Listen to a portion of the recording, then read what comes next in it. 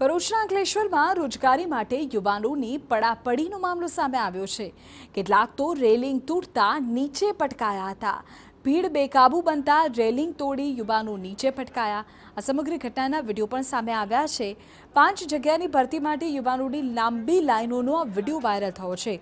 ખાનગી કંપનીની 5 પોસ્ટ માટે વોક ઇન ઇન્ટરવ્યૂ હતા। 5 પોસ્ટ માટે 4050 અરજદારો ઉમટ્યા હતા, જેમાં 3034 પુરુષો હતા, 1016 મહિલા અરજદારો હતા। ખાનગી કંપનીનો આ સમગ્ર મામલે કંઈ પણ કહેવાનો ઇનકાર છે। રાજ્યમાં બેરોજગાર યુવાનોની વધતી સંખ્યાનો આ બોલતો પુરાવો છે।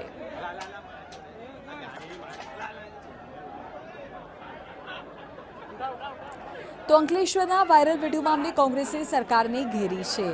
મનીષ દોશીના રાજ્ય સરકાર પર આકરા પ્રહાર સામે આવ્યા। તેમણે કહ્યું કે રાજ્યમાં બેરોજગારી આસમાને જઈ રહી છે। સરકારી નોકરીઓ માટે પણ હજારો લાખો ફોર્મ ભરાય છે। કરોડોની ઇવેન્ટ અને મૂડીરોકાણ તથા લાખો લોકોને રોજગારીનો દાવો સરકાર કરે છે।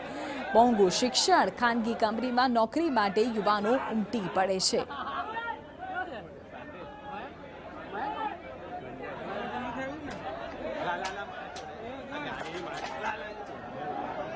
ભરૂચની આજે અંકલેશ્વર આસપાસની કંપનીમાં ઉમટી પડેલા બેરોજગાર યુવાન એ ગુજરાતમાં ભાજપા સરકારની નીતિને નિયતમાં મોટા પાયે ખોટ, મોંઘા શિક્ષણ પછી રોજગારીનું સર્જન કરવામાં નિષ્ફળતાનો બેનમૂન નમૂનો છે।